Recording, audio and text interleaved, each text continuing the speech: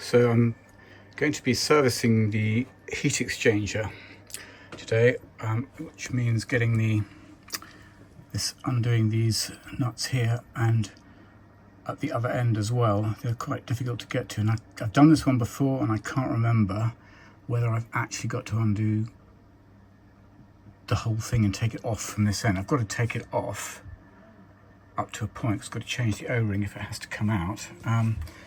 And at the other end,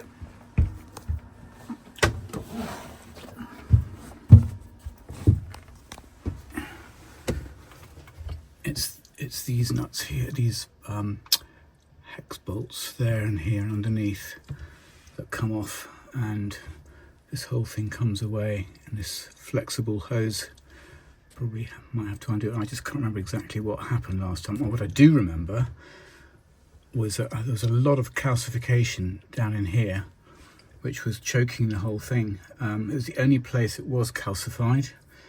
That pipe which runs through, as I explained on an earlier video, you can see the pipe here. It runs through back out to the raw water impeller, and it sends the water through to the heat exchanger. Anyway, the heat exchanger comes out here, and that's what I'm going to get out. I can't remember exactly how I did it, but what I have been doing is just pumping out as much coolant from the top of the engine as possible. I haven't said before, but this is a Beta Marine 30. It's a 3-cylinder engine. It's about 900 cc, I think.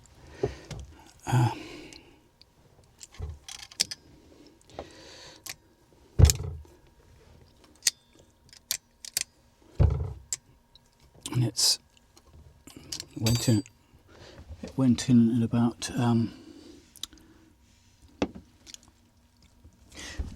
2018, I think. And I imagine before that it was the Volvo MD series 28 horsepower 3-cylinder, I think, was what was generally fitted to these.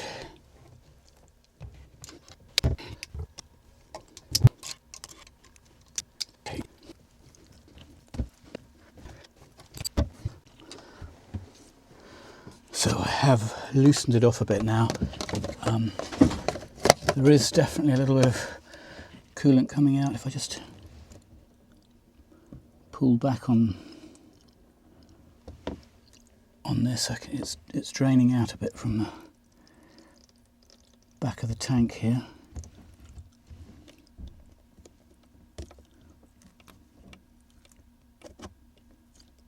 Not a huge amount.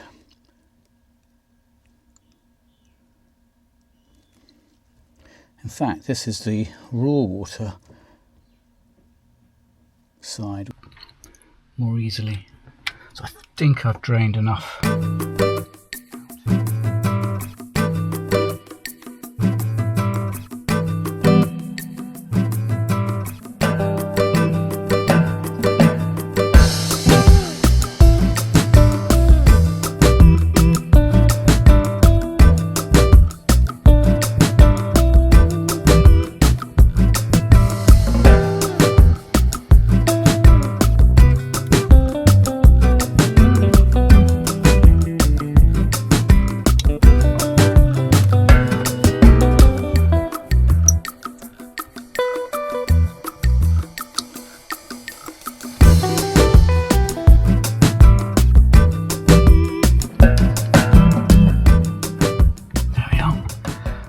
So that's come away.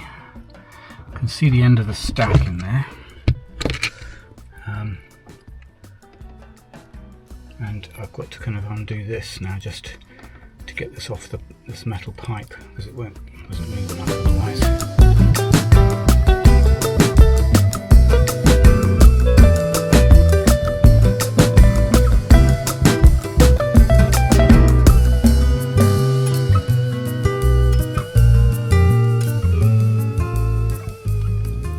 So you can see the end of the heat exchanger there.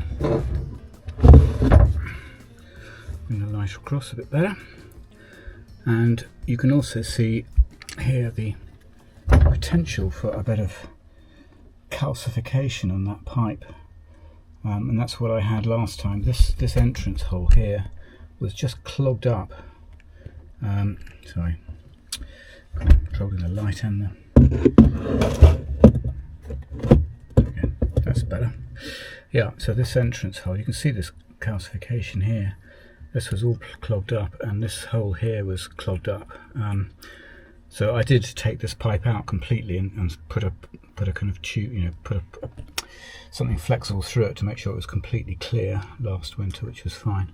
And you can see there's an O-ring here on the end of the stack which comes off. I've got a replacement for that. There we go. Now,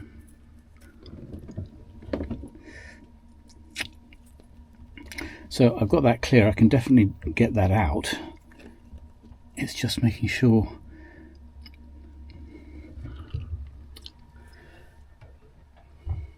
I think I have to undo the other end, even if it's just loosened off. Let's see.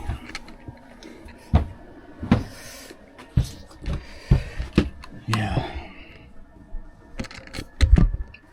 I do need to get the O-ring out as well, and that's where I'm probably going to have to move the alternator to do this, I think. So just loosen off the alternator.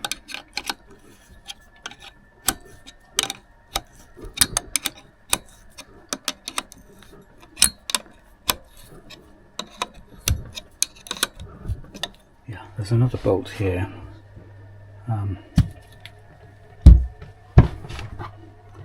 So I'm sure that when I loosen that, I can then untension the belt. Right, so I have this bottom bolt is tricky. It goes right the way through. There's another bolt at the back, so this is, the two bolts are linked. They are kind of tight with each other, but it just allows enough play for the alternator to be moved right in so that it's untensioned the belt.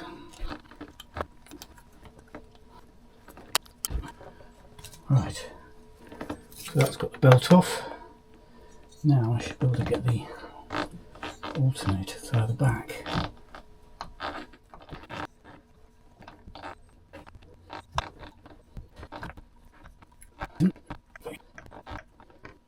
I think it might be enough. I have got the nut and the split washer from the back of this behind the alternator, which is a tight fit.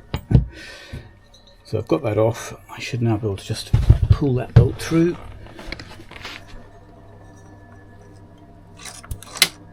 Oh, I've dropped another washer, obviously. Oh yeah, I can see it, right.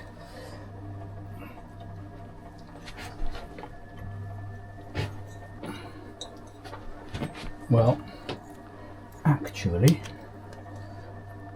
I can now push that right down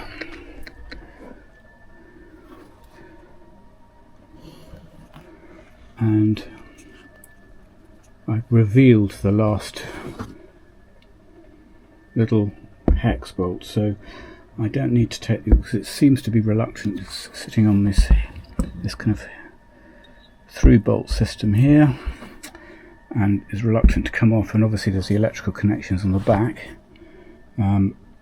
Anyway, I will now undo these, see what we reveal.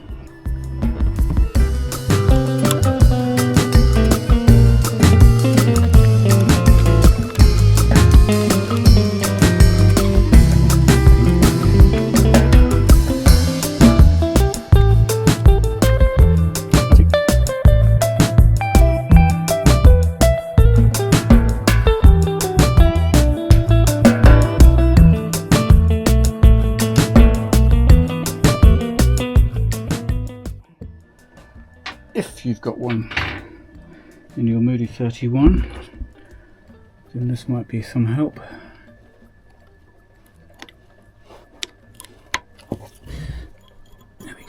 Right, out comes the other end of the stack, and there we go.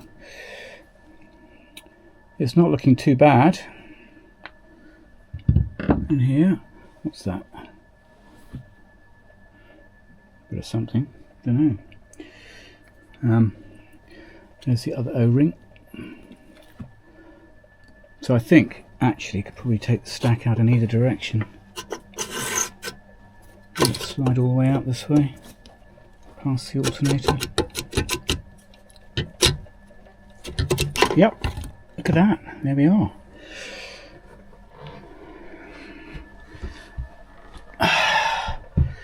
Right, how clear is it through there? Look at that, it's pretty good. Can you see through there? I can see through there pretty well.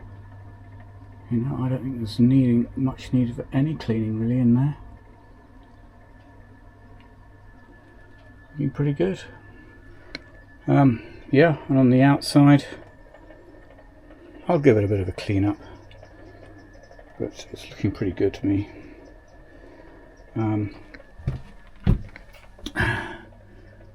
Yeah, I don't think there's an awful lot of worry there. So I'm just doing a little video now to just talk about putting the heat exchanger back. It's all good and clean. You know, it came out and really didn't need any work doing to it. It's everything, all the holes inside are completely clear. I haven't really done a great deal to it to clean it up other than that, other than finding that it was okay. It doesn't seem to need anything really. So it's all about putting it back again, which should be straightforward. And sliding it back in is pretty straightforward, and it has to go in straight down. So water flows through it in one direction and then back in from the bottom. So you can see here, oops, let's just move the camera. You can see there's like a tide mark. There's this half, it's going one way in the bottom and then the other way in the top, I believe. And it comes, and that's actually, to be honest, that's probably the far end. So I'm going to, because that's where there's a kind of division between the two halves.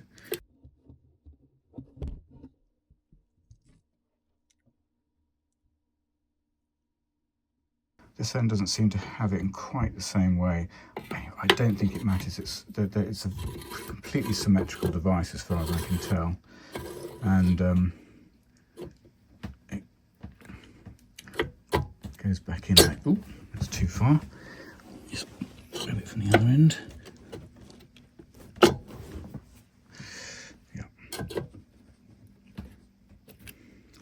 So that goes there, and it's kind of level. And the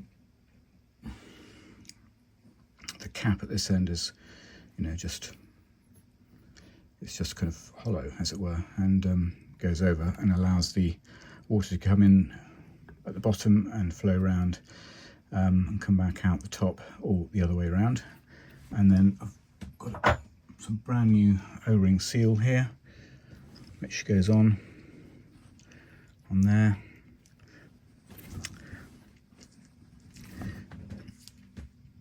And then the cap goes on like that. So I decided to put just a little dab of marine grease. I'll just squeeze a bit out onto this bit of towel. Not very much.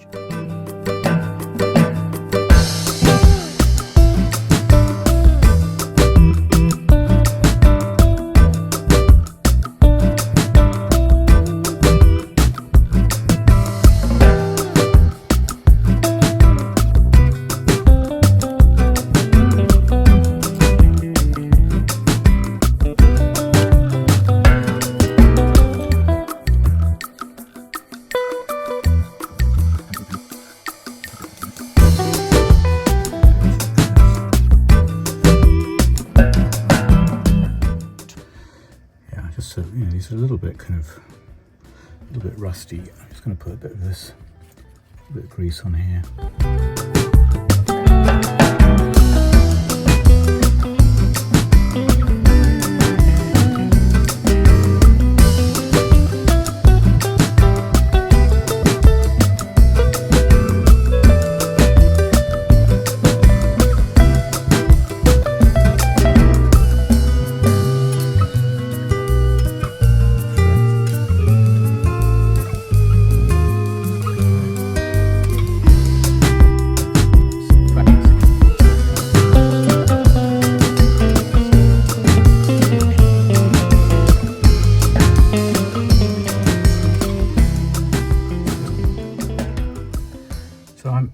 expert at this stuff, but you know, I give it a kind of a bit of a wobble, a wiggle as I'm putting it in, just try and kind of have some sense that the thing is going in nice and straight and even, that the O-ring's not getting pinched in the wrong place.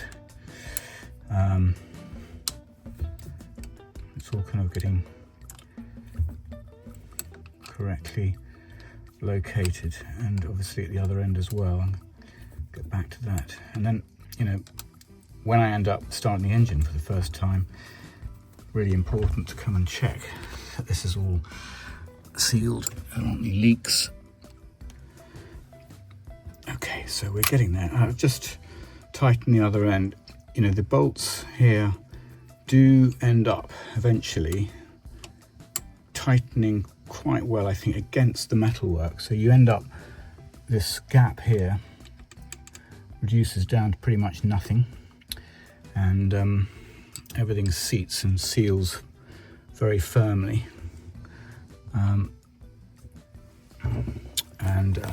The tricky one is this one down here.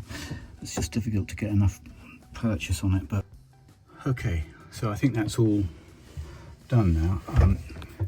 The Jubilee clips have, you know, that's the Jubilee. I've just done that up again properly. I've just checked these other ones as well. There are several here on the end of the anti-siphon loop, which goes up underneath there, and you know, a couple on the exhaust, back end of the exhaust here. Needed just kind of make sure they were tight. And that little one there, that's my exhaust alarm, which I fitted, which has been brilliant, because I got some weeds stuck in the water intake as I was coming into Bembridge last spring, and the alarm went off, and wow, amazing. So I mean, I was coming in anyway, but if I hadn't checked, we would have had a problem coming back out of the harbour. But I mean, I do tend to check it, check the filter. But anyway, all good. Yeah, so there we are. The engine is now okay with the heat exchanger. Still, you know, more bits and pieces to do. So that's that little video done, and hopefully it was useful and interesting. If you've not done the heat exchanger on a Beta Marine, I think it's probably going to be similar on many engines of this type, but that's how it works on this engine, and it's fairly straightforward, and you kind of really need to do it. I would have thought, you know, they say every year, I reckon every couple of years. It depends on the circumstances, I suppose. I'm sticking my neck out there by saying that. I don't seem to get a problem with this boat. I've never seen any build-up of any at all. So yeah, that's why I'm going to say a couple of years for me, but it may be different for other people. Of course, it probably does very much depend on your own setup and the circumstances of how your engine works, and you know what goes on with the, you know, your particular environment. So that's it. Thank you for watching.